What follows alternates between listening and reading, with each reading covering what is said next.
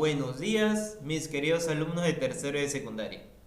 Hoy vamos a desarrollar en nuestro curso de Historia Universal el tema de Sociedad y Economía del siglo XVIII. ¿Está bien? En realidad vamos a ver cómo es que ha influenciado todo lo ocurrido en el siglo XVI, ocurrido en el siglo XVII, la Ilustración en el siglo XVIII y, bueno, a mitad del siglo XVIII hemos visto las monarquías de los monarcas déspotas, ¿no? Entonces, ahora nos toca ver ya cómo es que esto va a ir generando nuevos cambios increíblemente grandes en este siglo. Recuerden que hoy es jueves 25 de junio del 2020 y el valor de este mes es respeto y honradez. ¿Está bien? Muy bien, semana 3 de estamos en la semana 3 de nuestras clases virtuales del segundo bimestre. Podemos iniciar, muchachos. A ver. La sociedad, recordemos un poco la sociedad. ¿Era estamental? Sí, era estamental, profesor. Se dividía entre los privilegiados y los no privilegiados. O, bueno, como lo aprendimos desde un inicio, el rey, el clero, la nobleza y el pueblo. ¿Está bien?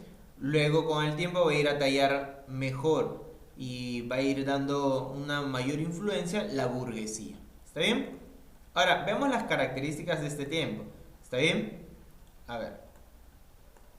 Todavía, sí, ya para el siglo XVIII estamos hablando, todavía seguía habiendo desigualdad entre los estamentos sociales.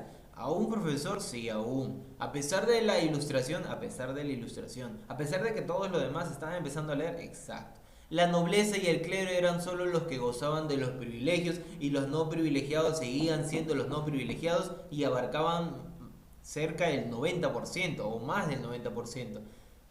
Siempre apoyaban a la monarquía absoluta, por obvias razones, pues, ¿no? Si uno es privilegiado, ¿sí? Y los que se benefician con esto van a seguir apoyando a la monarquía absoluta. ¿Está bien? A ver. ¿Quiénes, profesor, apoyaban a la monarquía absoluta? Los privilegiados, ¿no? Que era un grupo pequeño, reducido de un 8 a un máximo del 10% de toda la población, pero eran los que tenían el poder. El clero, por obvias razones, la iglesia seguía apoyando al rey, a la monarquía.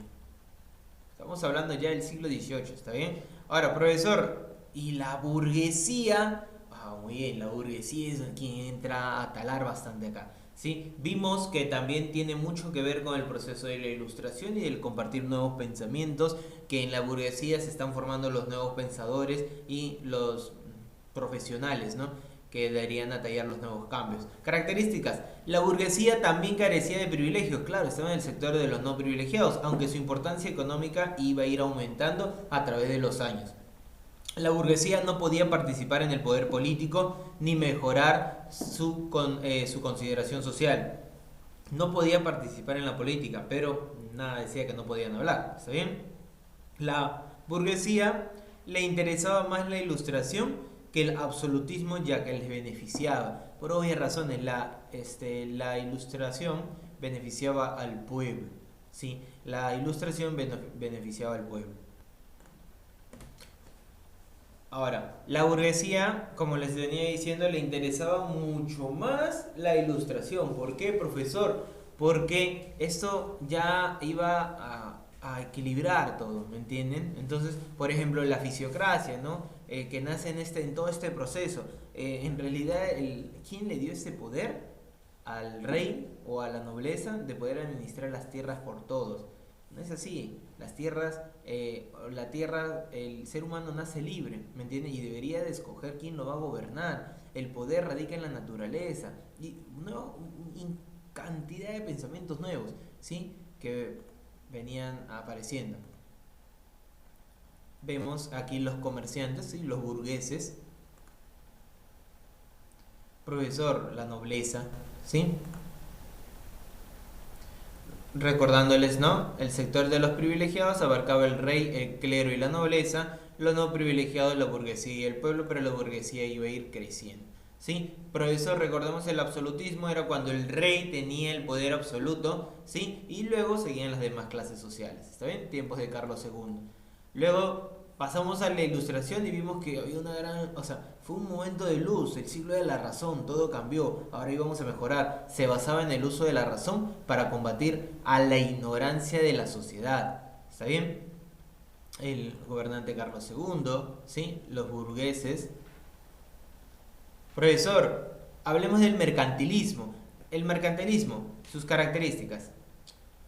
Siglo XVII y siglo XVIII aplicaron una política económica mercantilista con el objetivo de enriquecimiento de la nación y se basaba en la acumulación de metales preciosos. ¿De dónde sacaban esos metales preciosos, profesor? De las colonias.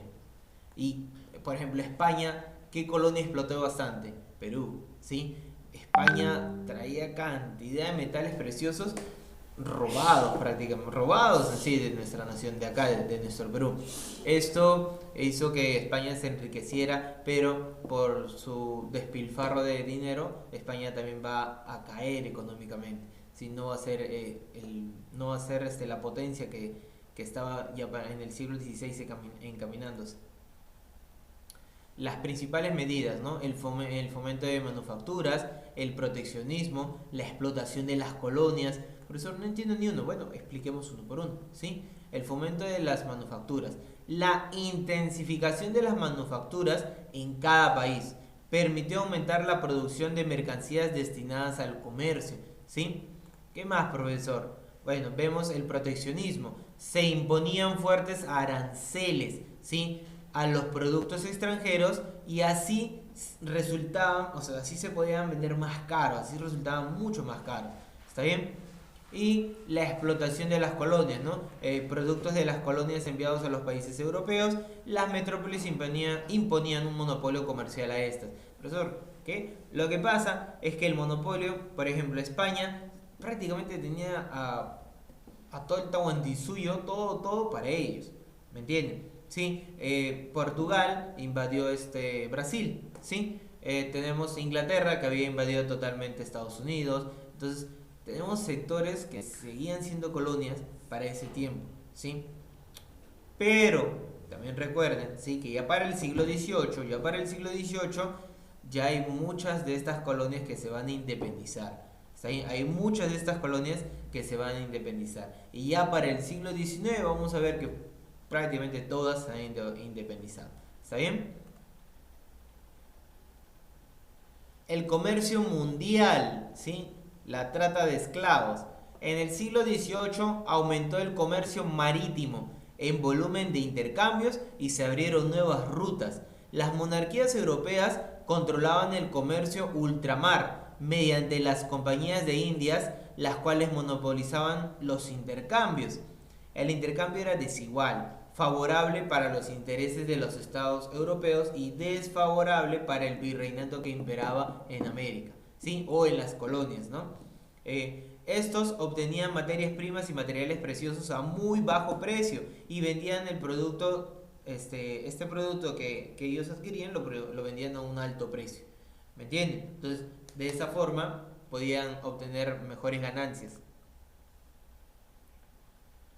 Bien, muy bien explicado, ¿sí? Vemos que a nivel del mar, ¿sí? También ya se estaban deshaciendo de los piratas, ¿no? El mayor peligro que ocurría en el mar eran los piratas, los que venían y asaltaban los barcos. Y se quedaban con mayor parte de las cosas que le pertenecían a la corona. ¿Está bien? Virreinato en Perú, ¿sí? Profesor, ¿qué estamos viendo? Bueno, vemos una imagen, ¿sí? De un esclavo negro. ¿Está bien? Profesor, ¿de dónde venían los esclavos negros? Bueno, los traían de África. ¿Está bien? Desde África traían a los esclavos negros. ¿Para qué, profesor? Para explotarlos, en realidad, ¿sí? Eran vendidos. Bueno, capturados y vendidos al mejor postor. Aunque ya con el tiempo se hizo un monopolio a un precio, ¿no? Los esclavos. Y hubo una persona que las vendía, se dedicaba a hacer esto. Las nuevas teorías económicas, sí, o sea, los nuevos cambios en este mundo. Al aplicarse el método científico, surgieron nuevas teorías económicas ligadas a los intereses de la burguesía. los intereses de la burguesía, ¿sí? El librecambismo con el padre de la economía, Adam Smith, defendía el libre comercio. Vamos a cambiar esto. Listo, ya. Defendía el libre comercio internacional y la libre competencia. La fisiocracia, recordemos de Franco y Quesnay, ¿no? Afirmaba que los recursos naturales eran la única fuente de riqueza de un país, ya que permitían que... Acá está, Adam Smith, ¿sí? Ya que permitían que este pueblo, ¿sí? Que pueda... el ser humano nace libre. Debería de vivir libre, ¿sí? Debería de escoger quién lo gobierna. Pero bueno, no se daba en la monarquía absoluta. ¿Está bien? Acerca del librecambismo, ¿no? Defendía el libre comercio internacional y la libre competencia, pero en realidad no era así, pues, ¿sí? Había un monopolio. Por ejemplo, a las colonias, ¿sí? Solo le compraban los que las gobernaban y compraban a muy bajo precio, vendían a alto precio, la corona se beneficiaba, pero las colonias no, ¿sí? Señora Smith.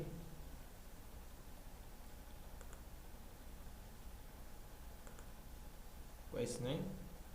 David Ricardo, ¿sí? Ya. Hablamos del intercambio de productos, una mejor forma de vivir en la fisiocracia. Era un bonito pensamiento para ese tiempo, algo que posiblemente pudo haber influenciado bastante. Luego recuerden también los grandes ilustrados, ¿sí? Cuando se propuso, ¿no? De que existieran los poderes, ¿sí? Poderes mágicos, no, acuérdense los poderes del Estado, ¿sí? El legislativo, el ejecutivo, recuerden esa clase, ¿está bien? Entonces, supuestamente todo iba bien encaminado a un gran cambio, ¿está bien? Pero el antiguo régimen, ¿sí? La forma de gobierno absolutista aún quiere persistir, ¿sí? Está siendo difícil sacarlos del poder, ¿está bien? Acá tenemos al señor Quesnay. Listo, entonces veamos acá. La mundialización del comercio, ¿sí? De Europa salían productos manufacturados hacia el Golfo de Guinea, donde se cambiaban por esclavos. Pero les explico un poco, ¿sí? A ver, traigo esclavos, pago muy poco por ellos, pago con productos, pero pago muy poco, y llevo estos esclavos a las colonias y de alma les hacemos produce, al final estos esclavos producen 100 o hasta 1000 veces más de lo que se pagó por ellos, viviendo en condiciones bastante despreciables, ¿no?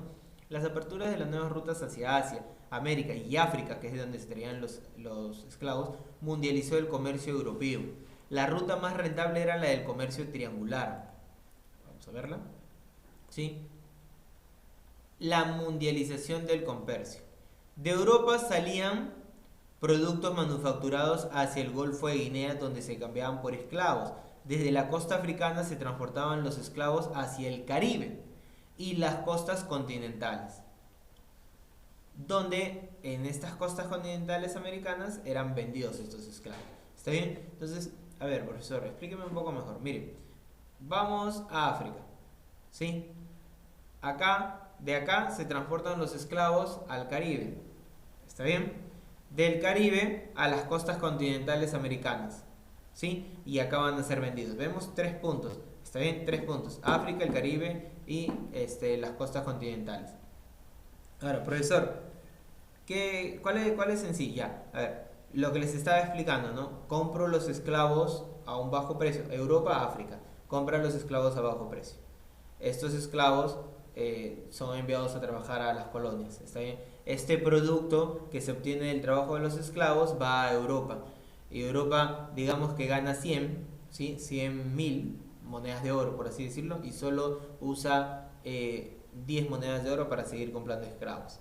Y mandan más esclavos a trabajar después de haberlos comprado. Luego vienen más productos para Europa. Entonces vemos aquí un triángulo, ¿sí? Donde el más beneficiado es, por obvias razones, Europa en ese tiempo, ¿sí? Desde América se transportaban materias primas y metales preciosos hacia Europa, que es lo que ya les había explicado, ¿sí? A ver, acá vemos el mapa, la ruta de comercio, ¿está bien?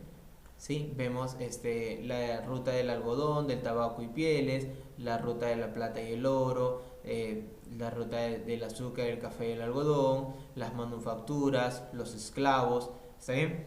Observando el mapa que ustedes tienen aquí en pantalla podrían entender bastante mejor a lo que nos estamos refiriendo. Viendo los colores, todo lo que es celeste es Gran Bretaña, todo lo que es verde le pertenece a Francia, ¿sí? Todo lo que es amarillo le pertenece, bueno, color piel vendría a ser lo que le pertenece a Profesor, España.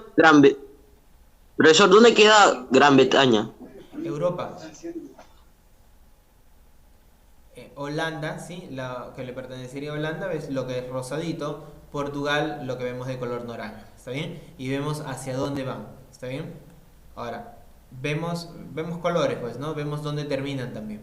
¿Estamos bien? ¿Sí? Por si acaso, igual esto está bastante explicado y también les voy a pasar esto en una imagen, ¿sí? Listo. Ahora, hasta acá quedaría nuestro video, ¿sí? Vamos a guardar el video para sus compañeros que no han podido estar presentes en la clase.